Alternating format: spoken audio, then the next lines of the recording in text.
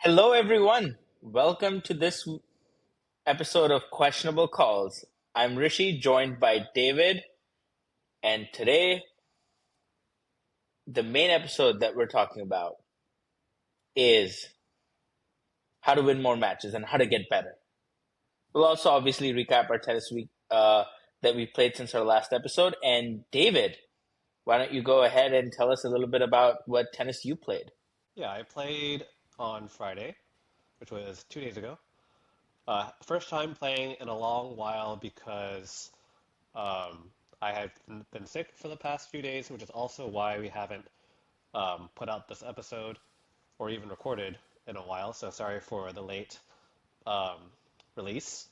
But I was playing my first flex singles for USTA match, and the guy that I was playing still happened to be the same guy who beat me in singles in co-ed a few weeks ago. That was a 6-4 loss. So yeah, going into it, I felt okay, but maybe not at 100% of my body. So ended up losing 3-3, but still pretty good match. Had some close games, got some game points, and some really long rallies. I felt like I was still playing like myself, but maybe only like 75% of that. Energy levels were a bit low and made a lot of mistakes, but had some really good points that I won, as well as some bad ones I lost. So overall, like a good first match back. Yeah, I'm getting there. I feel like you just need to play more, of course. But the time before that, we were actually playing a social event, and we ran into none other than Jannik Sinner, aka Jannik Sinner lookalike. In fact, why don't you help me stall for time while I pull up the photo? Yeah, it was quite an interesting experience. David and I were hitting on the woodland courts, and David points this person out to me that was just walking past the court. It was like, that person kind of looks like Jannik Sinner.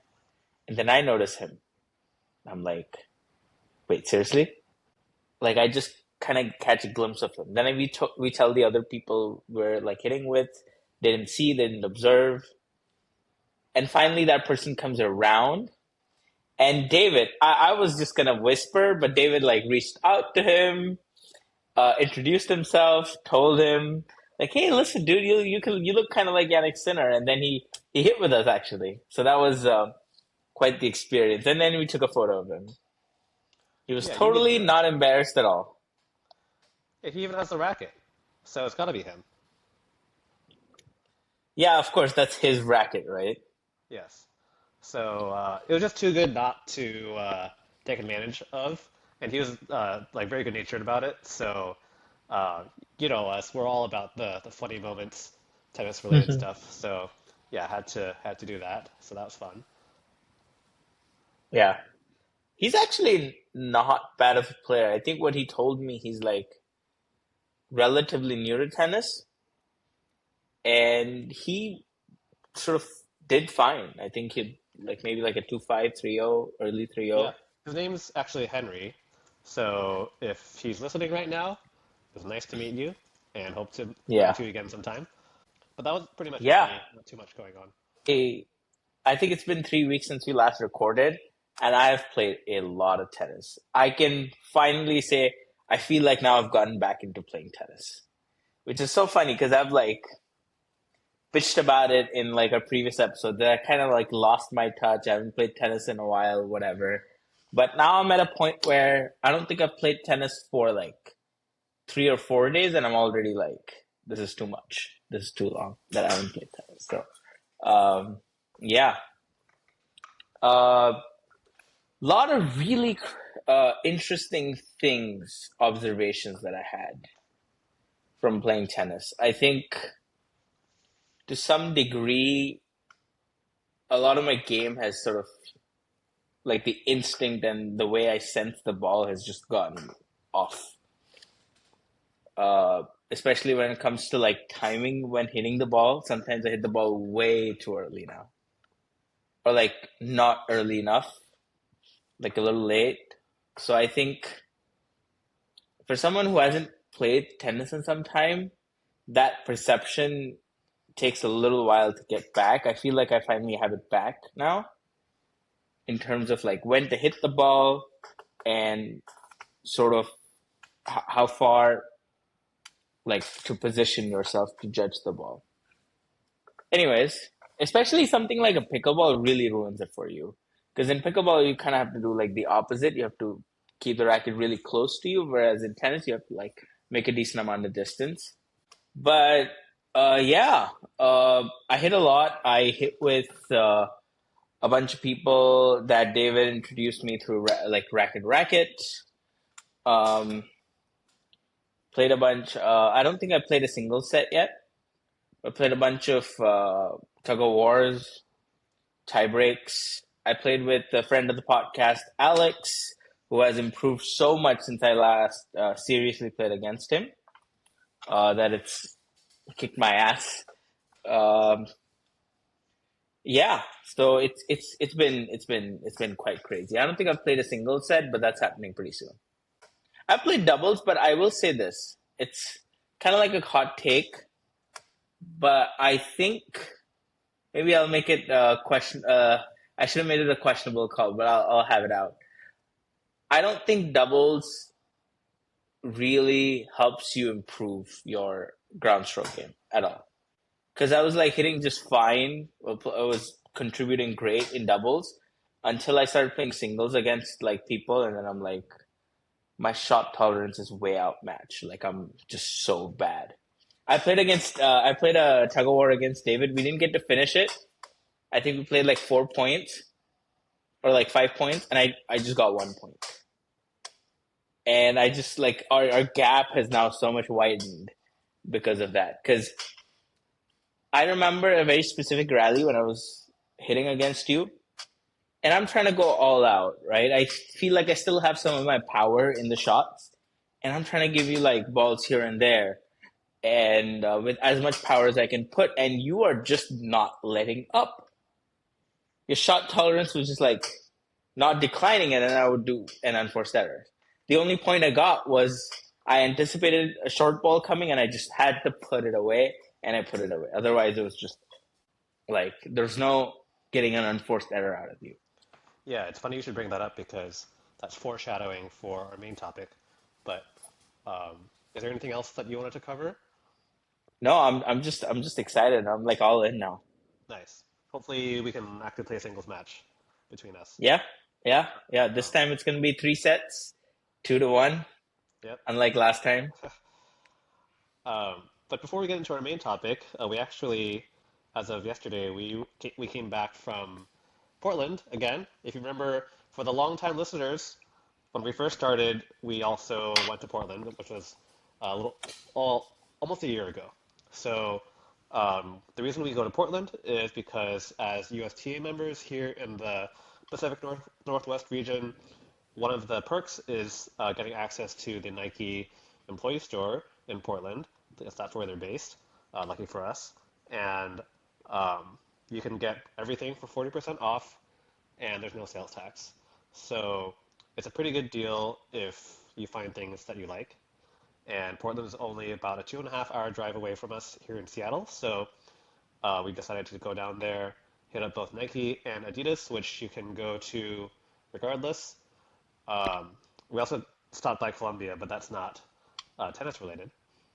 And we went with our friend Harry, who has not been on the podcast, but he has been an observer. You wouldn't know that though. So this time around, we went to like the same stores pretty much. But did you notice anything different, or how was the experience like this time around?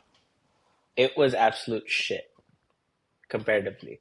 So last time I went to Nike store in Portland, I bought three three of the tennis t-shirts or whatever tennis tees and three shorts. And there was this whole rack things on display for Nike Court available. And if you go to our Instagram channel, we kind of take a video of it. It looks like, yeah, there's a section for tennis. This time, It was two of those like small hangers. That's it. Two hangers for tennis. Like somewhere around the corner it just says tennis. There's two hangers. I tried out a bunch of the clothing. I think it was the Australian Open kits. The center one was so bad. I sent a photo to David. I was like, "How does it look?" He's like, "This is the ugliest thing I've ever seen." I ended up buying like an orange Nike court tee and a white non-tennis short. It's a Nike court short, but it's not. I don't think it's for play. It's like cotton. Uh, the other shorts that I wanted to buy, they didn't have my size L, so that was a big L. Yes. Um, Other than that, I don't know. It's just uninspiring. Yeah. For Nike, at least they had some outerwear. They had some jackets. They didn't have the last time. But I ended up getting the Carlos tank, the one that he wore to win the final, and that one it's okay, but I think I like that one. I was wishing they had a T for that one. yeah. Let me pull up the video. Let's see. Here we go. So this is on Instagram, but for you viewers right now, you can see this. So there's two racks. Here's all the center stuff, and then the Carlos stuff. That's it. That was everything for men. Yeah, what for women's actually, one of our friends called me to just give her like the quick display of what's in there for women. It's like half the of what's there for men's. Oh, okay. I think there's four available things, one hoodie, two dresses, and I think that's it, Yeah. or We three. I don't know. also saw, um, let's see, this, which if you think it looks familiar, that's because it's the same as this. Pretty, I guess we should be a geopolitics podcast. yeah, plenty of stuff happening in the world right now, but um, they had both the hoodie and the shorts, or the pants, which you The almost pants, got. yeah. I did, and I really would have got. First of all, it was like super comfortable. It was really nice. Oh But yeah, the well, zipper for the jacket just wouldn't go. yeah, It's like broken or something, or it's yeah, just poorly designed. yeah. And this top is like, or this hoodie is pretty common actually. It's like the tech fleece, I think it's called. And Yeah, yeah, yeah. um, in case you're listening only, you're not watching the video, we're referring to the gray heather gray Nike Tech Fleece hoodie that President Maduro, formerly of Venezuela, wore during his trip to the U.S. Iconic Trip. photo, yes. Yeah, But it's funny that holding a we, water bottle, handcuffs, yeah, and a gray like Nike just tracksuit. yeah, we were talking about maybe being this for Halloween. Pretty easy. I totally wanted to do that for Halloween. I don't know. That's maybe potentially insensitive to some people, but I don't think so. I think it'd be pretty funny, but Yeah, sad. It's sad it malfunctioned. Yeah, I think that's that for Nike. Adidas, I felt like again also reduced their tennis stuff, but I did buy something fun from Adidas, which is it's a jacket and leggings that's supposed to be just like a walk-on thing, pure white. So maybe when we finally do go to a grass court, I'll like wear that to the court or something. So that'd be kind of fun. yeah. And Adidas. yeah, Um, I felt like it was very similar to last year. Only had one small section for men's tennis apparel. Don't know if they even had any women. I didn't check, but for shoes, men's shoes, they had two colors of the Barricade 14s, which are the newest release of the Barricade. But I think the windows for getting the different colors are kind of small, so they didn't have the color that I wanted, but I got one that was similar in my size, And just so happened to get the last one, which was the one on display. So barely got that one. That's all I got from Adidas. Um, but yeah, I didn't buy too much. Yeah, to some degree, I just had this feeling today morning after our whole like tiring shopping trip. Tennis Warehouse clearance rack is better. Well, the selection is definitely better, but if you're going for pure value, I think it's hard to beat 40% off still with no tax.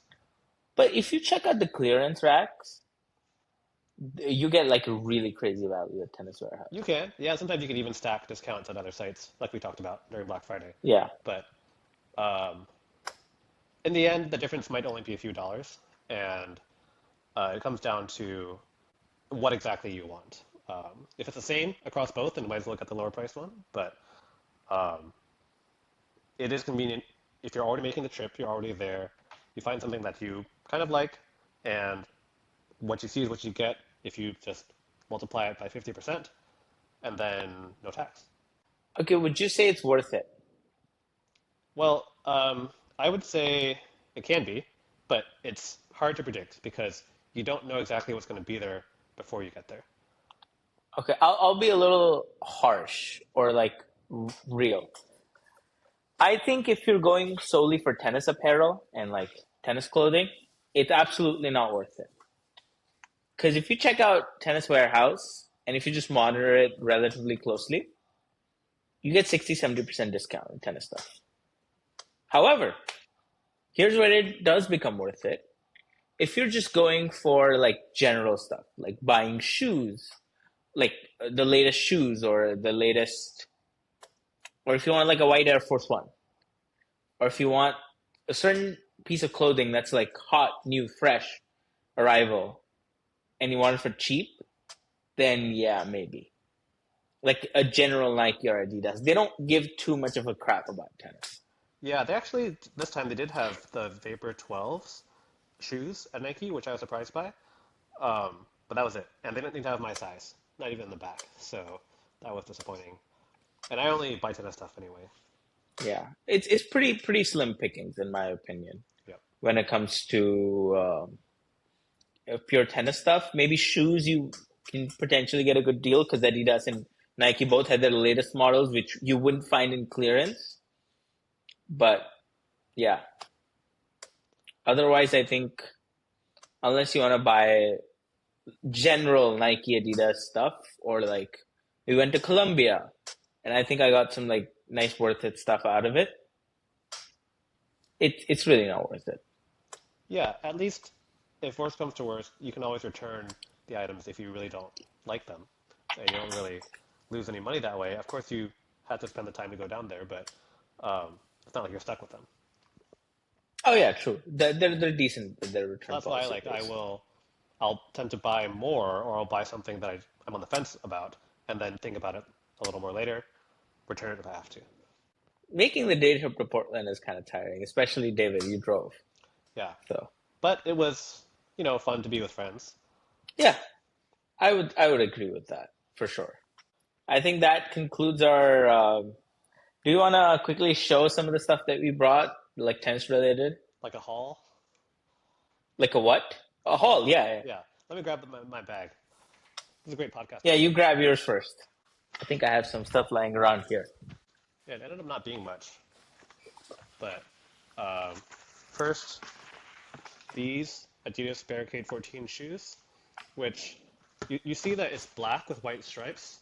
I wanted the white with black stripes, which looks better in my opinion, but at least this is still the same colors. I got this Nike Court Performance tee. Uh, it's still kind of expensive, $90. So I probably got it for like 50. Um, Not bad.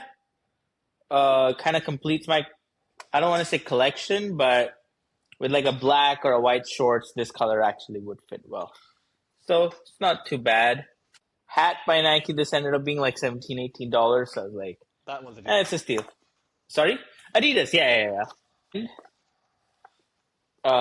Jacket from Adidas. I think it kind of was comfortable, looks kind of cool.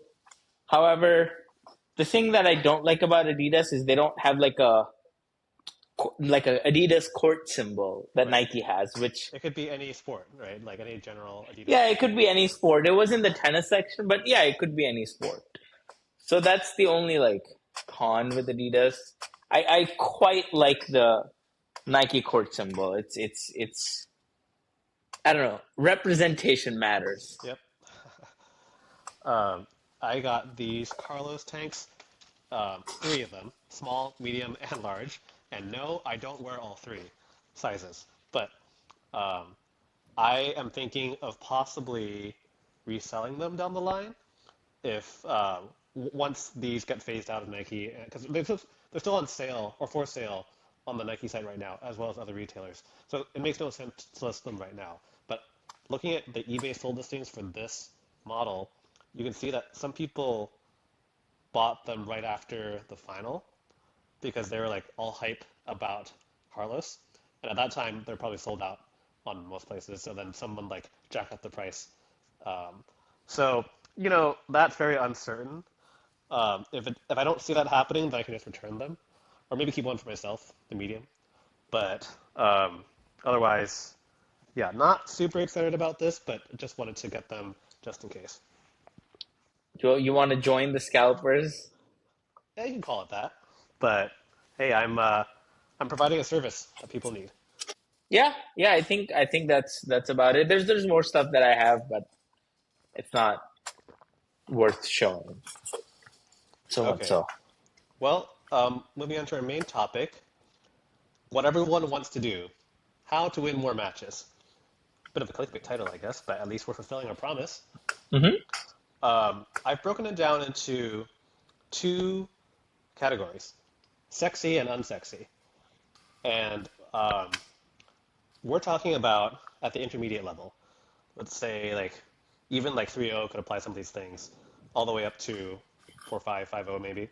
Because the unsexy side is about foundational skills, habits, things you should always be doing, especially at our level, which is closer to 3.5, 4.0.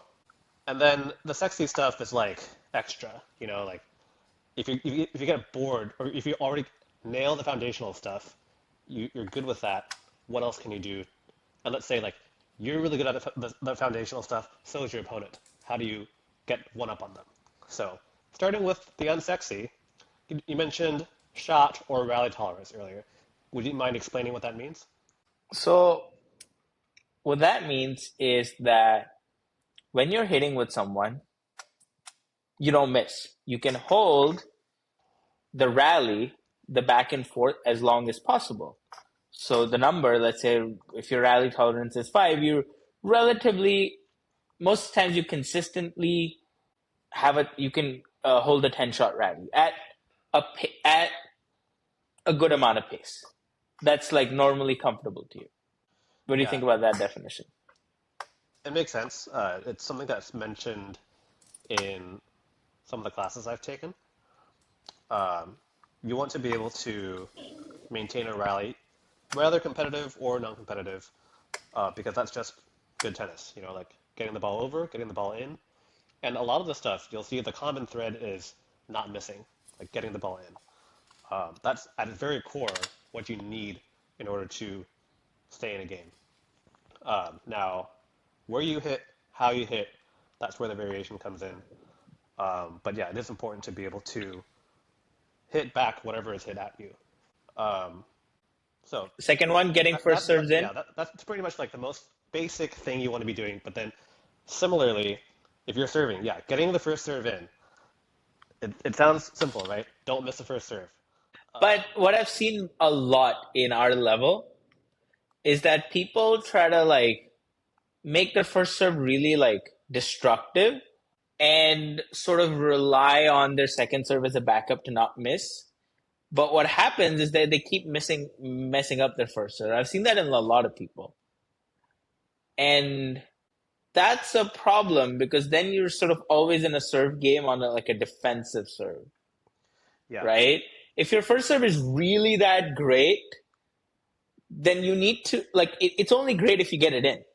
And oftentimes, if people just take 20% out of that, like really crazy first serve, and they keep getting it in, that's so much better. And the other thing is, people kind of go for like, oh, I can hit a serve really hard, really fast. The problem is, if you're mindless about serving, like A, you're gonna miss a lot. B, even when you hit a fast serve, a good returner knows how to deflect that pace back. And if they do deflect that pace back, then you're the one on the back foot. Yeah, it's not about hitting aces. That's going to be very hard to do. It's about hitting the right spots, even if it means serving slower. And I'm no expert on other sports, but I would imagine it's similar to batting in baseball. You're not going for home runs all the time. You just want to get runs, meaning if you have players on bases, you want to get them across home. So it's about like aiming the ball in certain spots where someone Getting can on catch it. base. Um, so yeah, of course, like second serve's there for a reason, but like for example, in my match, I find myself missing a lot of first serves, and I hit like three or four double faults throughout two sets, whereas my opponent rarely got any chances. I mean, any need to hit a second serve. Most of his first serves are going in. So consistency is the main key here. And then as you raise your level, then your first serve will improve overall, but you still have to get it in. Yeah, I think the main you could call a human fallacy is that some people they've hit like an amazing first serve one time, and their goal is let me go try to replicate that every time, which is too hard to do. Going slowly, getting a foundation of a good first serve that's consistent, and then try to like up it a little better is better. Yeah, and um, I mentioned that my serves weren't that great, right? But then I had some games in which I held to love more than once. So it's really all over the place when it comes to serving with me. Next one, higher percentage shots. This refers to, like, for example, hitting cross court. Because if you remember in trigonometry, the distance of the hypotenuse is greater than the other way. So uh, in this case, hitting from one end of the court, one corner, to the opposite corner, you have more chance of getting the ball in rather than hitting straight down the line. So generally, if you are in a rally, you want to be hitting forehand to forehand, backhand to backhand, um, and not like mixing it up unless there's an actual good opportunity to do so. Um, and at this level, usually you win points by your opponent being the one to hit the ball out. You lose points by making the error yourself. So, um, not really ideal to go for winners. Rather, just like we said, rally tolerance. Keep the ball in play. You don't want to just like dink it over. Isn't pickleball, but at least like hit to big targets uh, across the net, and you know like the middle of the net is lowest, right? So if you go cross court, the ball is probably going to pass over the middle, but you can also aim for an imaginary target like 2 or 3 feet above the net. That way, it'll just curve in. Yeah, and this is something I'm gonna say this I suck at because I mentioned earlier I was playing against David recently when I came back, and it's sort of like hitting the smaller target, taking a risky shot is a losing game, and here's why. A lot of times when I realized in our rallies that okay, I can't get an error out of David, so I would take unnecessary risks, and the ball will land at the net. I would try to hit like a forehand cross court like too early or randomly, and what would happen is it would hit the net because the net is higher on that side, right? And if you're not properly prepared, if you're too rushed, hitting a hard down the line, it's it's a losing strategy. You can also kind of get a feel for your opponent, and usually the backhand side is the weaker side. So if you have a decent backhand, getting to a backhand to backhand cross court rally can be good for you. Or you can also run around the ball and hit an inside out forehand to their backhand. Some people would say try to hit more forehands in general, but yeah, that's a way to still hit in that same place. And then overall, just like we said, you win more points by outlasting your opponent. And that doesn't mean you get into like 24 shot rallies necessarily, but usually sooner than later, someone's gonna hit the ball out, and if you can make that not you for more of the points, then you'll be more likely to win the games. I think that's partly true, but there is a caveat. A lot of people have this tendency, the opposite tendency as well. People don't pull the trigger when they're supposed to. And that's also a huge mistake. Right. And this is where we get into the sexy side. Assuming that everything we just talked about, you've internalized, you are applying. Let's say you play an opponent that is just a brick wall and keeps hitting the balls back, does everything just as well as you do. How can you inject that extra little bit more to hopefully win? And when we talked about a few episodes ago, the my, I guess it's my theory. I don't know if it's mine. I just heard it somewhere. I don't remember. But the rally sum theory of tennis. How like you get a neutral ball, you kind of hit a neutral ball back. If you get a big ball, then you have to be on the defensive a little bit. But you're going to get balls that land at different depths. So like short, medium, deep. Obviously, you can't approach on a deep bouncing ball, usually, vast majority of the time. If you get kind of a no man's land or kind of a shorter ball, you probably could approach. So knowing and recognizing when those balls occur can help you a lot. Yeah, no questions there. Absolutely. Yep. Just have to recognize it and then take the initiative to like maybe hit a down the line shot to the backhand, approach on that. That's what I do a lot. And then for yourself, you can consciously vary your own depth, like we just talked about. So people are going to be used to hitting at the baseline, but what if they get a shot that lands closer to the surface line? They're going to have to come up a little bit. Maybe the ball bounces a little lower, and they're not going to be used to that. Or Yeah. maybe you force them to come up. I have a fun one for this. So, for a long time, what I used to use against you, David, was I would vary my depths because your side to side movement was really great. I hit the corners, you're like running, getting the ball. But sometimes people have a problem of going up for the ball. Or sometimes people have a problem of retreating for the ball. And people hit the ball over their heads. And that's not that, you can't hit a shot that heavy if you're hitting like at your head level, right? So that's that laziness that you can exploit when you're talking about like varying your depth for like a north and south movement. It forces your opponent to master both movements, east west and north and south. Right. Most players at this level are not going to be as used to going north-south. Because a lot of points just start and end on the baseline, and that's what they're used to. Another thing is to think 1 to 3 shots ahead. And what I mean by that is, for example, if I'm serving ad side and I serve out wide on the ad side, then um, let's say everything goes well, the serve goes in, a returner hits the ball back, they're pulled out wide on their backhand side if they're right-handed. What I can do now is I have the open court.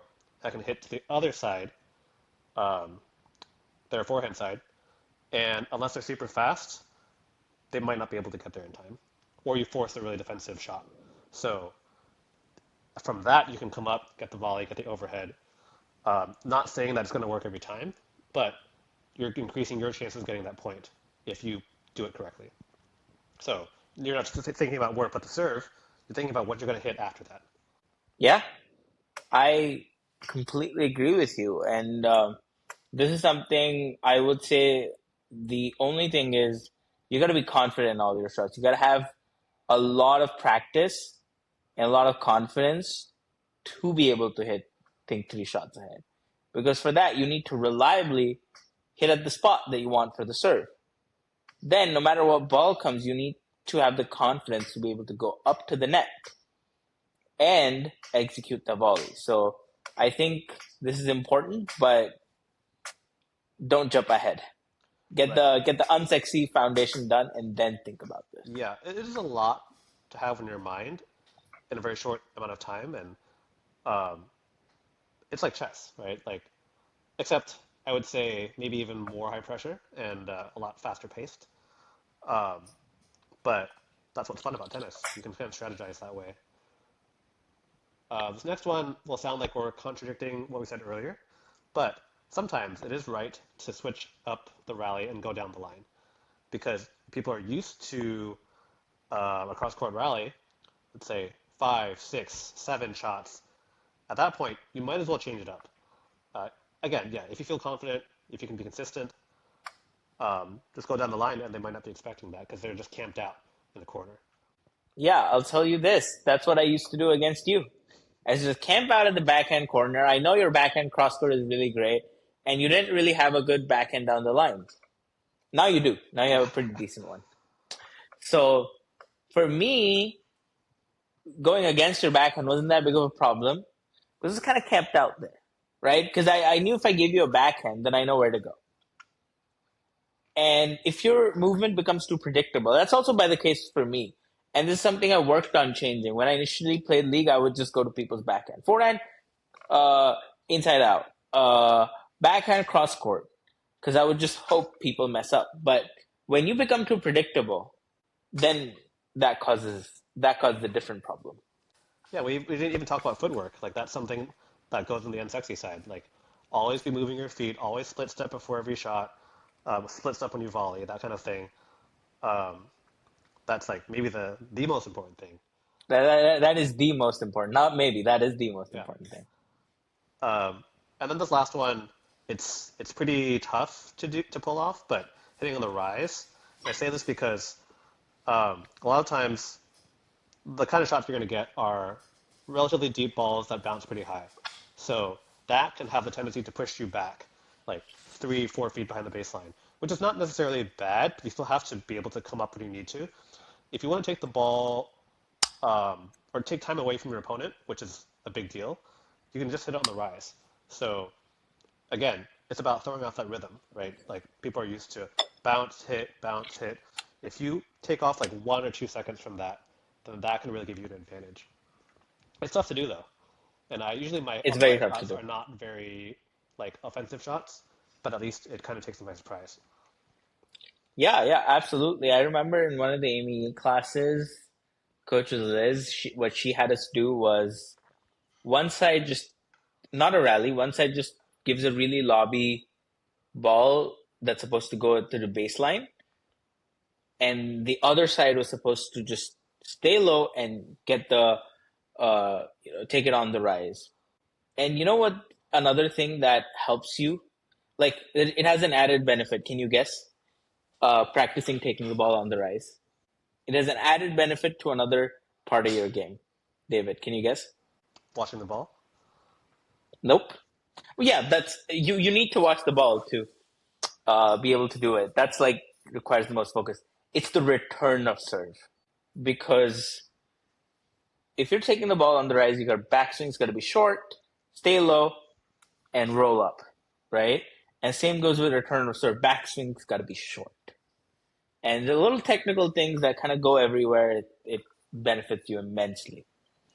Yeah, I remember my backswing used to be pretty big on the return, and then it was like you and maybe someone else had pointed out that about it, and I took it to heart. And like, if you watch, there's this video on YouTube of Agassi demonstrating returns because he's one of the best returners, and Yeah, he also said the same thing. You just rotate your body a little bit, and that already brings your racket back. No need to bring it back any further, and then just go forward. yeah, absolutely.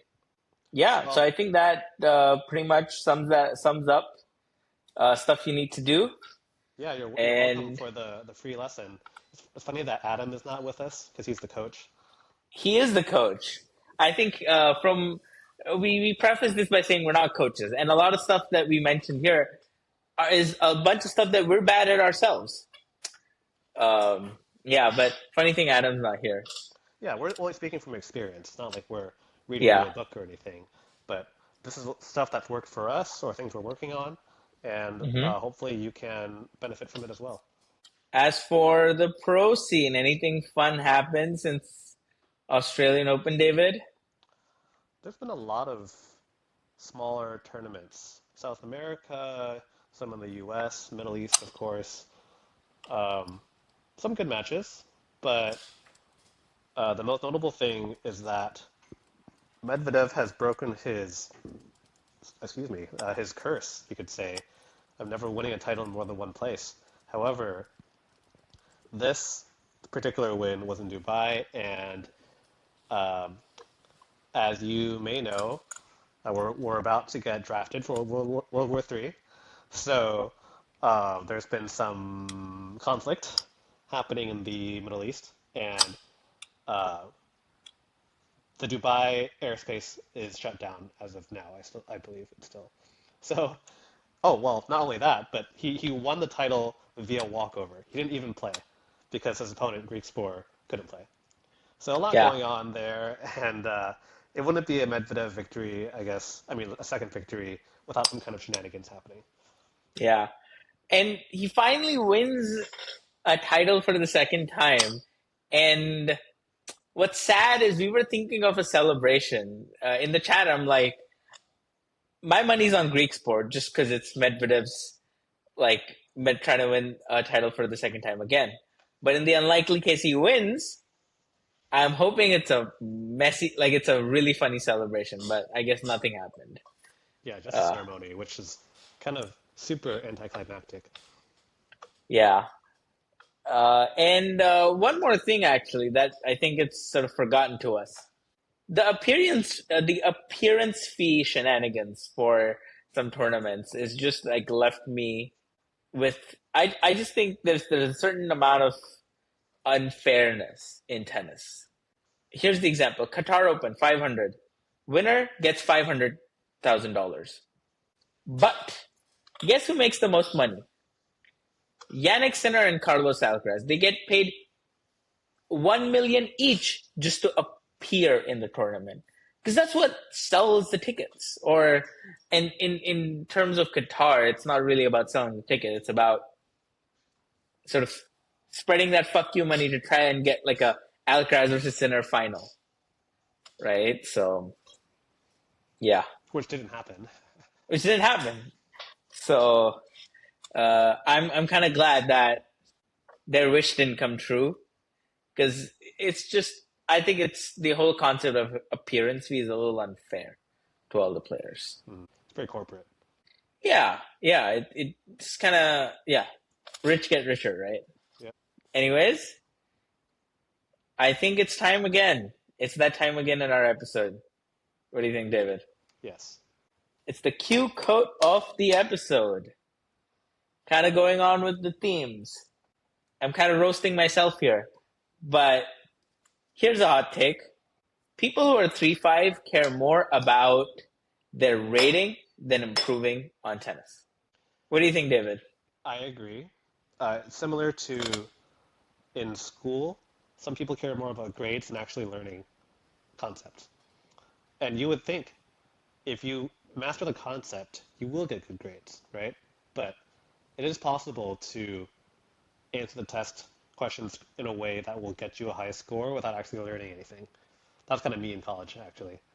But yeah, people put so much weight on the number, right? 3, 5, 4, 0. And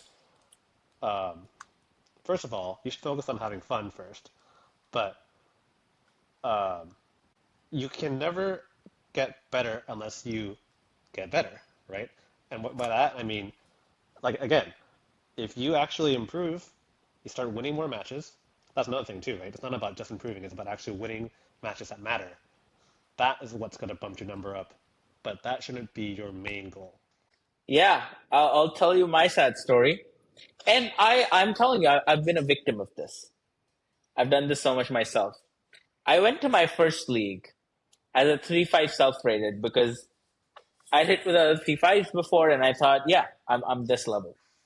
And I, in the league, get absolutely humiliated and I lose a ton and get bumped down to 3-0. I'm still 3-0 computer rating in USTM. Uh, and to me, that next year, I play the 3-0 Flex League to bump up my rating. I destroy everyone in the 3-0 League, a Flex League, and I play the 3-5 League where I think I have an okay result, but I still don't get bumped up.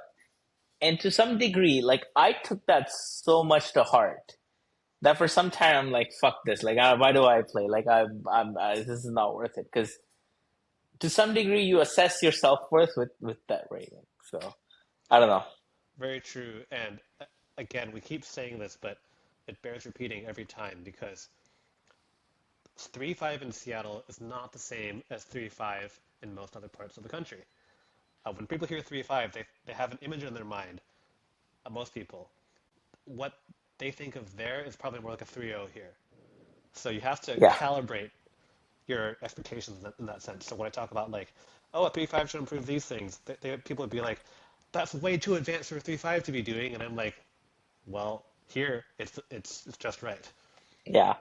I'll give you an example. Our friend Adam, he played 4-0 League in Seattle, and he was getting like a little bit of his butt handed to him, uh, and it was like sort of like mediocre level.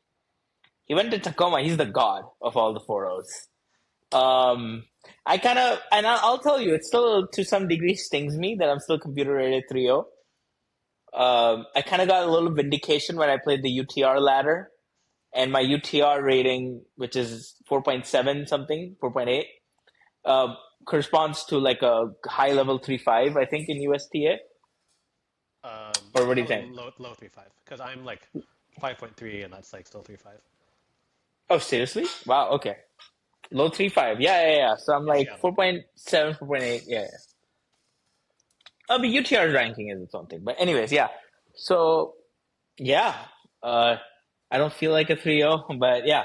Right now, I bet if I play, I'd be like a 3-0 level because I Yeah, wouldn't win matches. the more you play, you'll get back to where you used to be. Yeah, but Well, yeah, that's our episode. yeah. Um, Thanks for listening, everyone. And I wanted to give a special shout out to my friend Sen. He reached out to me saying that he does listen to every episode, one of those silent phantom listeners. And he was asking me when the next episode is coming out. So, again, very sorry that this one came out so late. But if there are other people like Sen who listen, let us know. And it really encourages us to keep going. And in the meantime, check out our Instagram at questionablepod. We did post those videos and photos from our trip, and we'll be posting more memes as we think of them. Give us a rating and review here on YouTube. Like and subscribe. It's YouTube law. And on your podcast platform of choice. Thanks, and see you next time.